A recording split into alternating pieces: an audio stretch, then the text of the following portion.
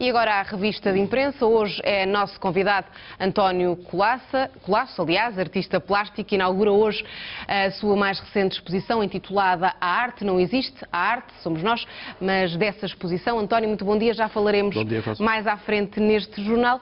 Começamos pelos seus destaques e hoje começamos pelo DN, por uma crónica de Anselmo Borges. Que futuro para Deus? É esta a questão que coloca. Pronto, Rosa, eu hoje resolvi fazer uma leitura diferente porque normalmente ao sábado o meu percurso é muito ir à procura, ao fim da semana, da espuma, do que ficou da espuma dos dias, portanto, a opinião. E hoje, de facto, normalmente o DN é por onde eu começo, pelo meu querido amigo Padre Anselmo Borges, porque eu acho que continua a faltar uma dimensão do transcendente na forma de fazer a política e de vivermos o cotidiano e de vivermos todas estas coisas que caem em cima de nós. E ele hoje interroga-se sobre as fortes chances de Deus, seja qual o nome que se lhe der, e portanto não entramos aqui em questões de proselitismos, qual é que é o verdadeiro Deus, então, não é isso que interessa, mas esta busca de um outro sentido para interpretar todos estes acontecimentos, desde o que está hoje a falar, portanto, a reforma do FMI, estes aumentos de preços, enfim, todo este cotidiano continua a pairar sobre nós. E uma notícia que eu ouvi agora quando vinha para cá, que creio que deve ter sido a edição eletrónica do Diário Económico, portanto que os vencimentos dos funcionários públicos ainda não estão, não estão ainda atualizados, portanto não foi possível intervir ainda com as taxas. Só deverão ser atualizados em fevereiro. O que demonstra de facto uma incompetência a toda a ordem e ao fim e ao cabo se calhar a incompetência de não estarmos a fazer as coisas talvez da melhor forma como elas deviam ter sido feitas. E portanto, quer dizer, isto tem a ver também com uma outra opinião, por exemplo, do Ricardo Costa, que também fala aqui que Portugal decidiu minar as pontes que existiam para uma mínima concertação social, ou seja, eu acho que as pessoas não se importariam de fazer os sacrifícios necessários, chegando à conclusão que se calhar ao longo destes anos todos não fizemos o trabalho de casa como devia ter sido feito, mas a verdade é que com sinais destes também não é assim que se lá vai, e portanto as pessoas cada vez mais vão continuar a interrogar-se qual o sentido verdadeiro para os sacrifícios que estão a fazer. É curioso também que, do pouco tempo que tive para ler, também dois dos meus gurus, deixe-me dizer isto, ao sábado, quer o Nicolau Santos, quer o Miguel Sousa Tavares. O Nicolau eu prevejo ser meu amigo, e portanto... Que nesta semana tem uma crónica com o título Um Embuste que merece discussão. Exato. E de que embuste fala Nicolau Santos? Portanto, o Nicolau tem uma leitura sobre o relatório da FMI, na medida em que diz, ao anunciar medidas que reduzem a cinzas o Estado Social, o Governo prepara a opinião pública para aceitar mais cortes. É a escolha entre o napalm e a granada. Portanto, é uma visão mais radical. Eu concordo que ando um pouco aqui próximo disso, mas não passa ao lado, por exemplo, do Miguel Sousa Tavares, que questiona algumas das coisas que de facto não deviam estar a ser feitas. Admito que ele possa ser um pouco radical quando questiona que há um excesso de funcionários públicos, que há um excesso de regalias, enfim, toda uma elencagem que ele aí faz, mas... diz, segundo o Miguel Sousa Tavares, que tendo massacrado os inocentes para proteger os interesses instalados, o Governo está a perder toda a força política para avançar com a reforma. Portanto, percebe-se. A crónica do Miguel Sousa Tavares, que tem um título muito curioso. É melhor não saber, e é melhor não sabermos o quê? É melhor não sabermos. Portanto, que de facto o que vem aí... é se calhar pior do que se pensa, embora eu admito que o Miguel concorde que há algumas medidas que são necessárias. O problema é que, e ele tem feito essa luta ao longo destes anos todos, chegou-se tarde demais e agora, portanto, há de facto inocentes que estão a pagar. O que não quer dizer que, se calhar, não tendo a serenidade necessária, não se pode atacar, fazer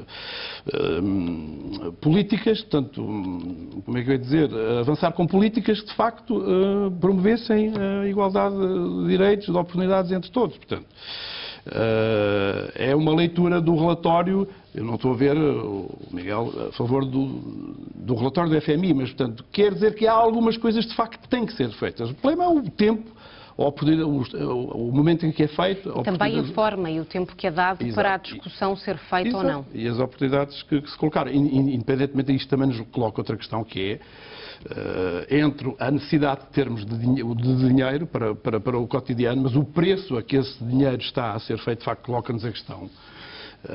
se as coisas teriam que ser feitas assim, quer dizer, pronto, quer dizer, e na sua opinião, António, as coisas tinham que ser feitas assim, ou nesta altura estão-se a esquecer aquilo que é importante? Porque é que eu comecei Estão-se a esquecer das pessoas. Exato.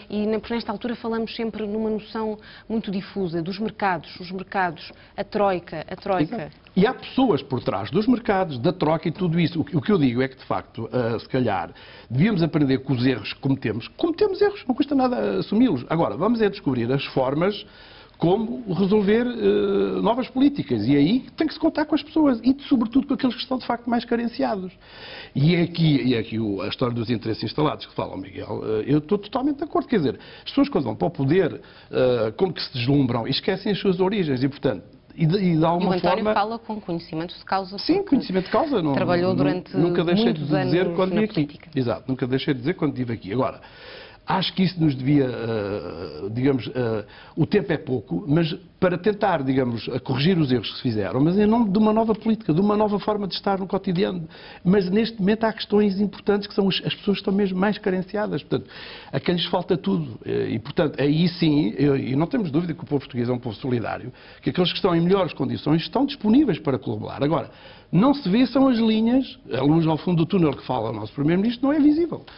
Pronto, é um pouco isso. Portanto, eu comecei pelo Padre Anselmo para dizer que, de facto, o Padre Anselmo, o Frei Bento, o Dr. Guilherme Oliveira Martins, que estará lá hoje na inauguração da exposição, são pessoas, portanto, que apontam nesta linha, que é também a minha linha, que é possível descobrir também uma dimensão do transcendente para olhar para os problemas com outros olhos, porque senão vamos continuar a cometer os mesmos erros, quer dizer, com outras pessoas, mas os mesmos erros. Isso também nos leva a outra das notícias que me falou há pouco, que surge no Jornal de Notícias: preço dos bens essenciais disparam. É mais uma má notícia é mais uma má notícia, mas ela está a história. Quer dizer, nesta altura, quem paga, entre aspas, quem sofre são as pessoas que já estão menos bem. E, de facto, aí às vezes a gente tem os offshores, as mais-valias. Porquê é que se continua a passar ao lado dessas coisas? Que medo é que temos? E às vezes então as pessoas colocam a dúvida, será que as pessoas que estão lá por cima, não é? Que em vez de entenderem o poder como algo, uma responsabilidade maior que as devia de fazer perceber a missão de servir e digamos, determinar medidas que olhassem, nesta fase, como digo, mais àqueles que estão mais carenciados. E, portanto, fica sempre aquela dúvida, até que ponto é que as pessoas não estão demasiado feitas, como estou a dizer, com alguns interesses. Os interesses que é daqueles que estiveram sempre habituados aos grandes lucros, às grandes riquezas e que ainda não se puseram de acordo que é possível olhar para o vizinho do lado. Em síntese, é um bocado isto. E passamos agora para a sua exposição. A estreia está marcada precisamente para hoje e tem o título A Arte Não Existe, a Arte Somos Nós. Rosa, isto tem um pouco a ver também com esta minha filosofia de vida, quer dizer, eu gosto de pintar, gosto de fazer esculturas e tudo isso, mas acho que eu costumo dizer que não vivo para pintar, pinto porque vivo. Ou seja, tudo isto decorre da forma como encaramos o cotidiano. Os meus trabalhos, nos últimos tempos, jogam muito com as colagens, portanto, pegarem coisas do cotidiano e fazer com que elas ajudem a refletir, mas também, por exemplo, o que estamos a ver, este trabalho, foi um primeiro trabalho já, eu agora estou no Montijo, com muito orgulho. Este é um trabalho feito com restos encontrados no cais do Seixalinho, portanto, que é onde vão os barcos, não é? E que tem a ver com as coisas mais, sei lá, insignificantes, madeira, restos. E depois, acho que a função da arte é procurar esta dimensão do belo, se calhar como forma de ajudar também, à sua maneira, a que os dias sejam um bocadinho mais leves, menos pesados. Eu gostava muito de referir aqui uma questão que é: o Montijo tem uma atividade associativa fantástica. Eu estou lá há cerca de 3 meses e eles têm uma associação de formação profissional e desenvolvimento que tem também a Escola Profissional do Montijo e que são realidades que estão, de facto, a dar resposta às necessidades imediatas do cotidiano, ao nível de formar, em termos de profissões, daquelas profissões mais emergentes. Eu gostava muito de destacar aqui não só o papel da Presidente da Câmara, que tem sido fundamental nisto, do professor João Martins e do professor Ilídio Massacote, mas também o sítio onde a exposição vai ser feita, portanto, o Fórum Montijo, que é uma instituição virada para o lado comercial, mas que tem aberto espaços.